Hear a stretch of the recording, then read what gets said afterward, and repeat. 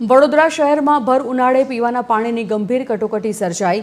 આજવા સરોવરમાં જળસ્તર ઘટવાના કારણે પૂર્વ વિસ્તાર સહિત સમગ્ર શહેરમાં પાણીનું સંકટ ઘેરું બન્યું છે।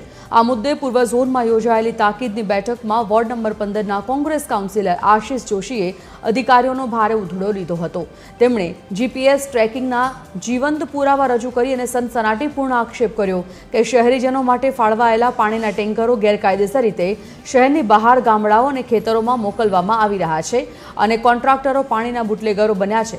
આ બેઠકમાં ભાજપના કાઉન્સિલરોએ પણ પાણીની અછત હોવાનો સૂર પુરાવ્યો હતો।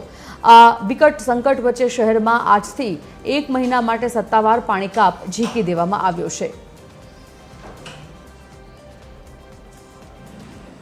કે આ વડોદરા શહેરમાં હનુમાન ટેન્કરો ફરી રહી છે કે પોણા 3 કલાકની અંદર 10-10 ફેરા મારી લે છે અને ઘણી જગ્યાએ આખા દિવસ સુધી પહોંચતી નથી।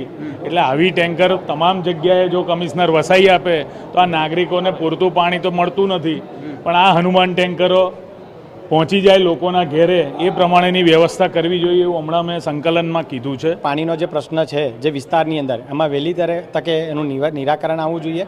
ટેન્કર પણ જે વિસ્તારમાં પહોંચી રહ્યા છે અને એ પરમેનન્ટ સોલ્યુશન નથી અને વહેલીમાં વહેલી તકે આનું પરમેનન્ટ સોલ્યુશન આવે પાણી માટે। જે બાપોડ જે ટાંકી છે એને જે લેવલ નથી મળતું એને આનો પ્રશ્ન આપણે કઈ રીતે સોલ્વ કરી શકીએ તે બેસીને અમે સંકલનમાં જે વાતચીત થઈ છે। તો આજવા સરોવરની જે સપાટી છે એમાં ઘટાડો થવાના કારણે અસર પામેલ, પણ જેમાં પાણી પુરવઠાની જે ટીમ છે સોર્સ અને વિતરણની ટીમ દ્વારા સતત આનું મોનિટરિંગ કર્યા બાદ આજવા ખાતે પોન્ટૂન જે નવીન પોન્ટૂન જે પંપ છે ચાલુ કરવામાં આવેલ છે, જેના કારણે ગુરુવારે આ પંપ ચાલુ કર્યા બાદ ટાંકીના સમના લેવલમાં સુધારો થયેલ છે અને પાણી વિતરણમાં પણ સુધારો થયેલ છે, જે બાબતે ચિંતા કર્યા બાદ આ સુધારો જોવા મળેલ છે।